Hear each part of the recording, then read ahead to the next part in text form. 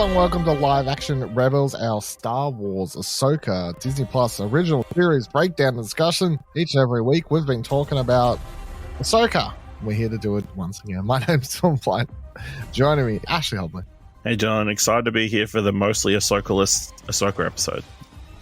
Yeah, and it's crazy because it turned out, in my opinion at least, to be the best of the season. What's that say, you know? I mean, yeah. Speaks volumes, really. Kind of does, actually. This week's episode, part 6, Far, Far Away.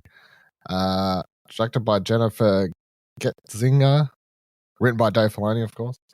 Yeah, no, we get Ahsoka right at the start of the episode, but the majority of this episode we switch in back the cold over open, and that's it. Yeah, cold open, and then we're all with Sabine and catching back up. But we haven't seen her for like 2 episodes, right? 2 episodes, I think?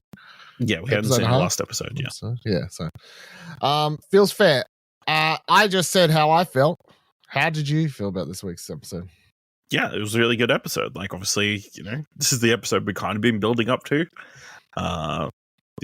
We get to see the characters that they've been searching for the entire season.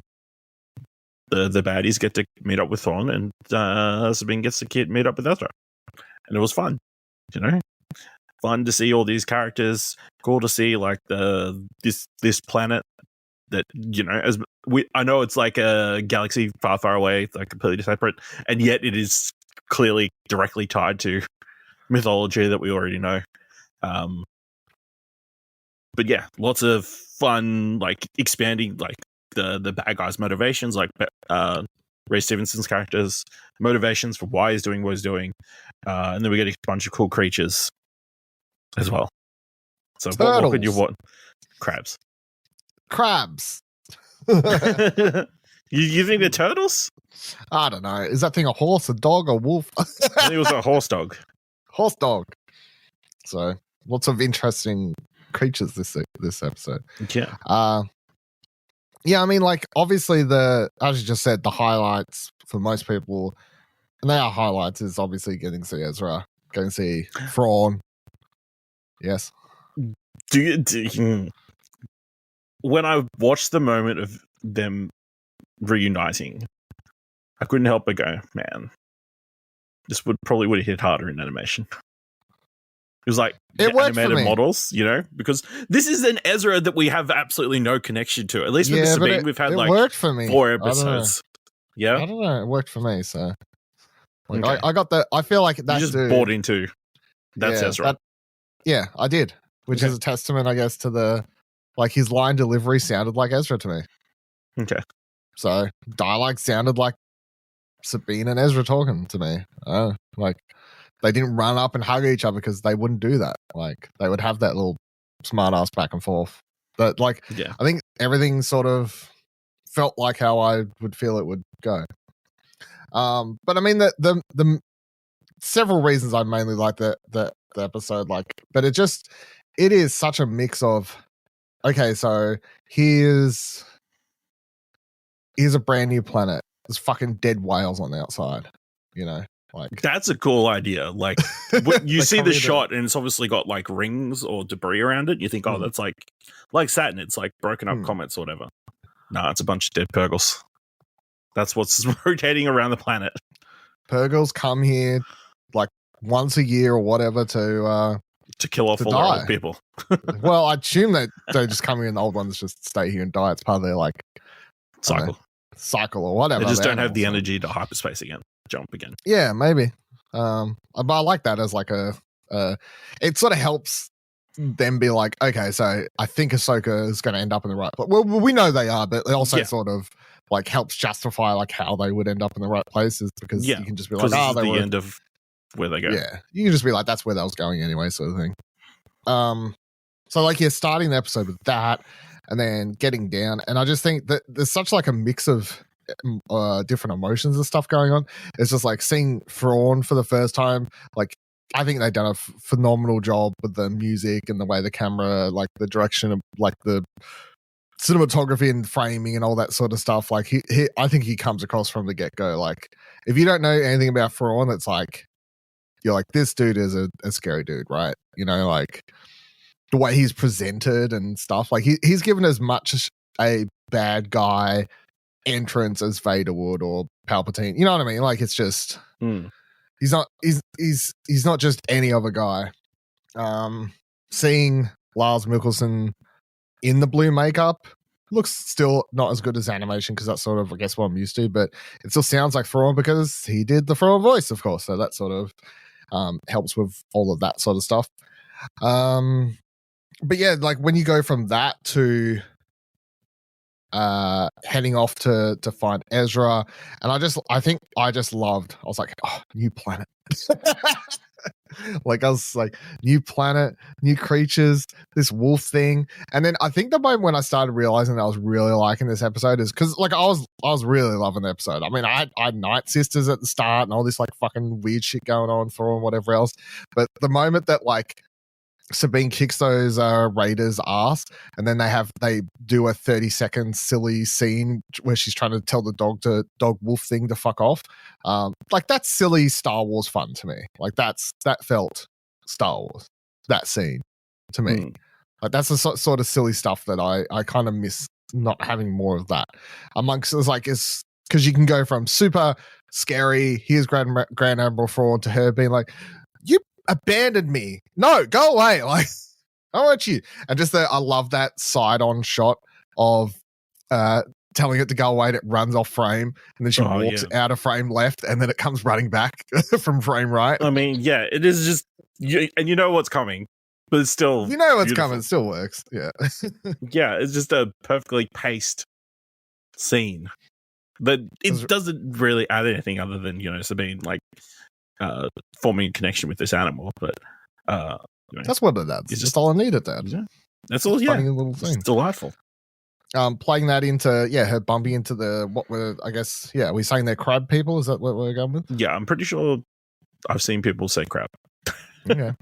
Well, I mean, I don't think there's any way to clarify unless Dave Filoni's like decided to put a definitive answer out there. But I loved all of that. Just these weird little dudes.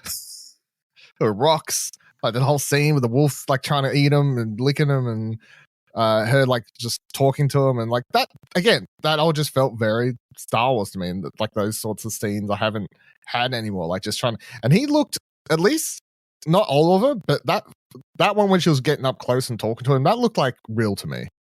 What do you think? It looked like a puppet or something. You think it's full CGI? What, the crab? Yeah. I'm not sure. I think it definitely could be. Puppetry. Yeah, it was just the close up. It looked quite. I don't know. It looked real to me. So yeah, which I quite enjoyed. Yeah, I don't know if all of them are when they get to the town and everything like that. If that's all the same story, but yeah, and then Ezra looks so good. He's got the beard now. Yeah, he didn't have his lightsaber to trim himself, I guess. Yeah. Yeah, I don't know. What do you want to? What stood out to you the most amongst anything like from Thrawn? Because there's a lot of we get to see him, but there's still a lot of questions. Obviously, it's like what's he been doing this whole time? Yeah. He's roughed up. His stormtroopers are roughed up. He specifically says their numbers have dwindled. Numbers have dwindled, but it doesn't sound like he's made any effort to chase Ezra, and I don't think he really gives a fuck. Like, and assumes he's just going to die out there. Yeah, he thinks he's not that interested. No, he's sort of given up, and Thrawn's a strategist. Were you like me, and we were looking at the Star Destroyer when it like first showed up, and like looking, you saw like the repairs that they've done to sections, like from obviously dodgy the big damage repairs to. Well, I mean the destroyer was always going to be damaged because it was damaged when it got chucked through hyperspace by the whale. So, yeah. But it does make me wonder what else is out here that maybe they've been battling that's causing their numbers to dwindle. You know what I mean? Well, and then the rebels and. Well, I mean, they're just battling Ezra and couple crabs. Is that what's done all this? Dwindled their numbers down? more whales, maybe, or or something else. Yeah. He's asking to use their dark magics again at the end of the episode. So, seen a few people online already suggest that it could be a thing where they've been modifying stormtroopers or something along those lines to because his old mate, his first in command with the gold face, something's up with him. It's got to be. He can't just be a normal dude. Not with a mask like that, surely. No, you don't give that a fancy mask to somebody unless they're, you don't differentiate them that much. Unless there's something special. So. He just so his numbers are dwindling. He's been working with the Night Sisters. He's sort of been preparing for this moment though, because he's at least the Night Sisters had given him a foretold that this would happen, and said, other than the part of Sabine being there. So I guess he's been waiting for this day specifically. I mean, they're definitely very reminiscent of the three sisters of fate from Greek mythology and that kind of stuff. So, all kind of have a hive minds kind of thing and looking into the fates and believing in the fates and that kind of stuff. I'm interested to find out what they're loading into the Star Destroyer. Yeah, I don't know. Yeah. Because it looks like tombs. Or coffins, catacombs. Of what? Of... Got zombie stormtroopers. Maybe, or zombie Dathomir. Could be. I want to know how they got out there as well. Who? Night Sisters. Or how they left that planet? Well, I don't know. Have they been there forever? Or have they been there? Well, the story that they said at the start is that's where they first came from. Yeah, and then so are they original ones, or they are ones that the migrated to Dathomir? The Great Mothers that you're talking about? Yeah. No, I think they've always been there. Okay. They're immortal or something. Yeah. But then they said that they would used to ride the Purgles was the thing. Yeah. And that's how they ended up on the new Dathomir. So. Some fucking Dune shit, that is. Yeah. Right nerd. I mean, what? Star Wars stealing from Dune? I can't believe it. Crazy. Spice, anyone? Another little thing worth pointing out that I think is going to come into play over the next 2 episodes for sure. At the start, when the Night Sisters say they can smell a Jedi, that ain't Sabine. I'm pretty sure they're smelling Galen. Balin? Yeah, Balin? Okay, Balin. Yeah, Balin. Pretty sure they're smelling Balin. Sabine's no Jedi. Balin's a Jedi. I don't know. They're specifically corner. They assume it's her. Okay, so the sense of smell's off. Yeah. We still don't fully get what his plan is. We know that whatever he wants is here. Has nothing to do with Thrawn. It's some part of a story that was told, as he explains, when they were kids, and this whole idea of another galaxy and whatever was just like a fairy tale, sort of a story that was told. As Hyung says at the start of the episode to Ahsoka and stuff, used to read these tales and whatever else. Yeah.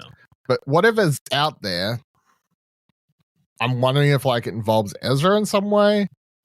I don't know. I feel like there's something on this planet, like a temple or a beacon of some sort. I mean, something of significance. Maybe I can go as maybe there's tales of entrances to what we now call the world between worlds, which has already been brought up this season.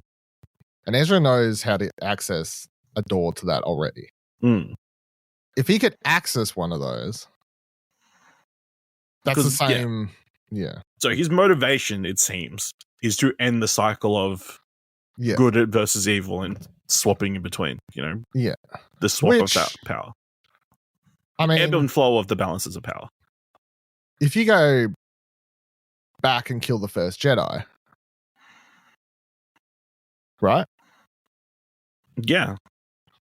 So, I mean, or if you go forward and you make a young Jedi turn on his master, am I right? Yeah.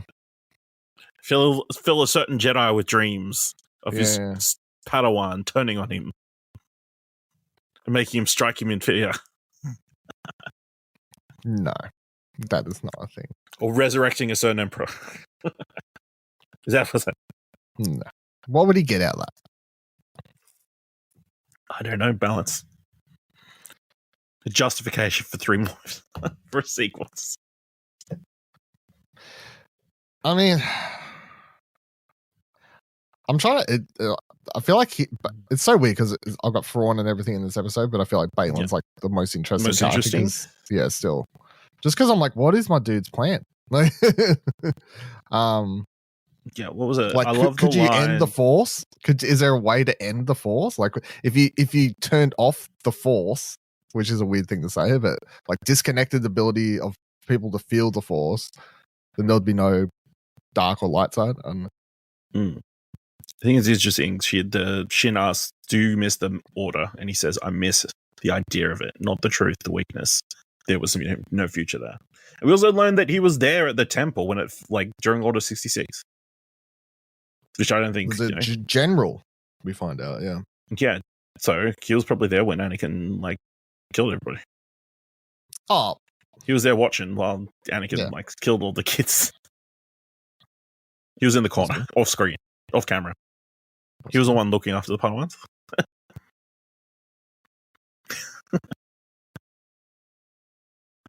That's terrible.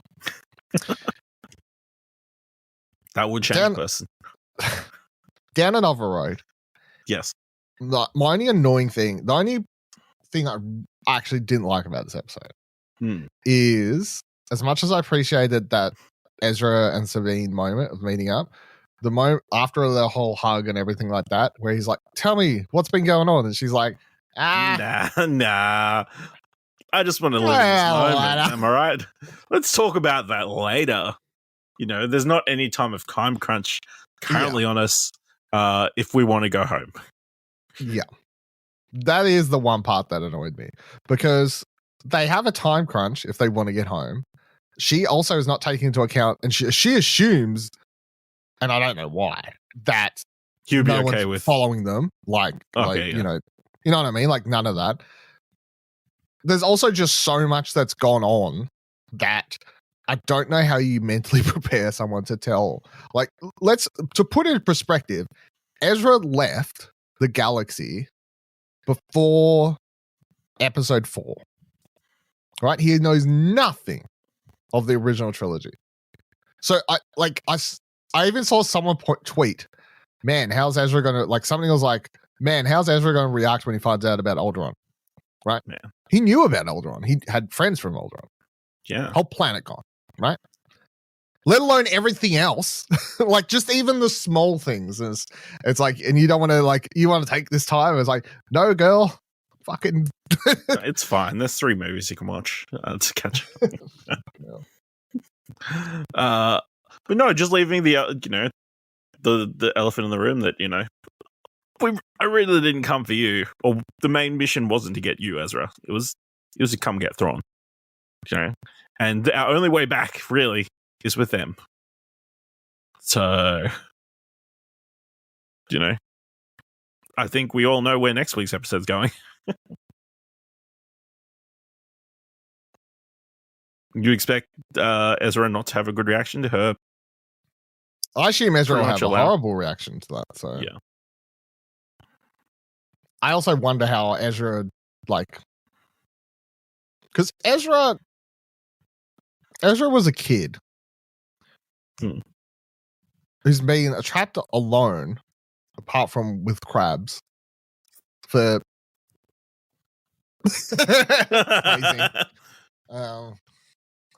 for some time. You just got to wonder, like, how he's even like has this affected him? Like, what's his mental state? You know what I mean? Yeah. So, I assume Well, she'll have to that'll have to be early next episode because we got to get the ball rolling. We got what? We got 2 episodes left. We got 2 episodes left. 2 episodes left. There's not much time to go, and I'm still gonna say that they get left there. Like I said, I think I said last week or the week before that I assume they get left there. I don't know if that's the season finale they get left there, but I just think that them magically sneaking aboard their ship and tagging along so they get back, no. Obviously Ahsoka's and whatever are going to turn up and help them get away, but I think they have to work out another way, I think. Just because I think they get on the ship. I don't think they're going to leave them. Well, it just depends on what is Balin's plan. That's going to be that's going to kind of shape everything. To end the world, I'm pretty sure. I don't know. Yeah, I don't know. Yeah. To destroy the Force. I don't know. It's interesting because,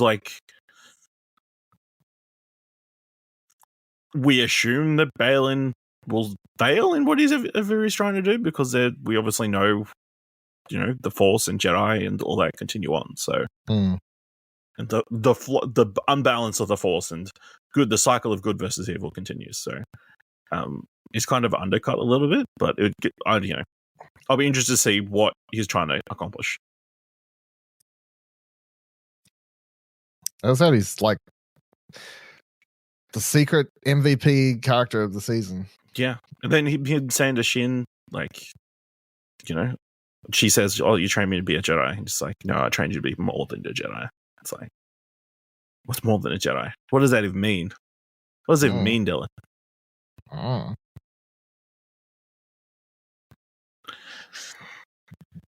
Good episode. Give us the Balin animated series.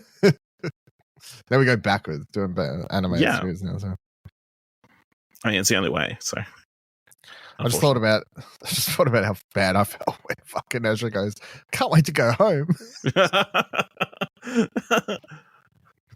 Look on her face. Or the music this episode, really good. Music every episode, even though the beep beep beep, it's very unsettling. I know the Thrawn got his own little march thing. Yeah. Yeah. Was that? Yeah, I figured. Was that from Rebels or something? No. You're not familiar? No.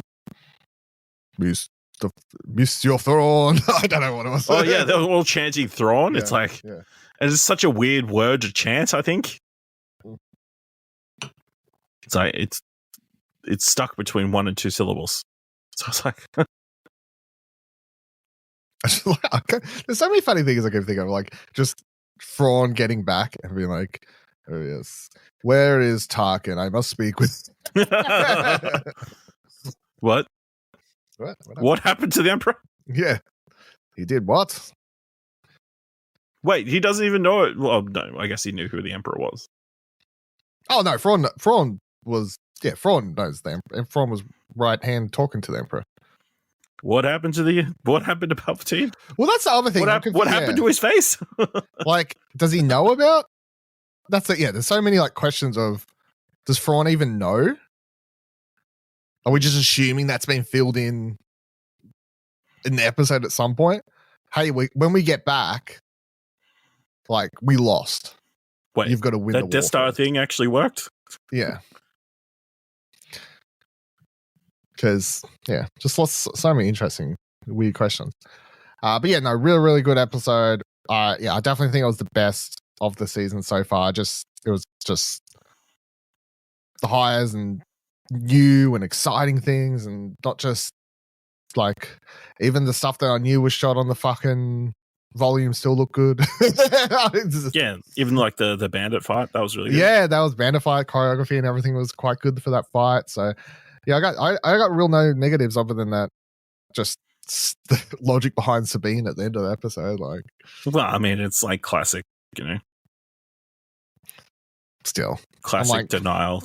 It's not even denial. Avoiding shitty situations. Make one bad decision, just make it even worse. Just fucking tell. You've made the bad decision. Now, just it's classic rom-com logic. Absolutely ridiculous. Let's just keep a secret as long as possible. It can't get worse. Mm-hmm. Yes, it can. Yes, it always gets worse. All right. they'll do it for this week's episode of Holocron Entries. Again, of course, we got 2 weeks, 2 episodes left. Crazy. It's coming to an end very, very soon. Not too soon. And then we'll have a movie and whatever else coming. So it's basically all the continued Ahsoka story. I'm assuming it's the Thrawn movie, right? Like, I assume that's where we're going. I can't remember. Yeah. I think that's what we're doing. I mean, they've announced that many movies that I'm not going to hold my breath. All right, you can follow us on X by heading to explosionnetwork.com/Twitter. You can check out all the other podcasts on the Explosion Network, and you can say his name. Goodbye.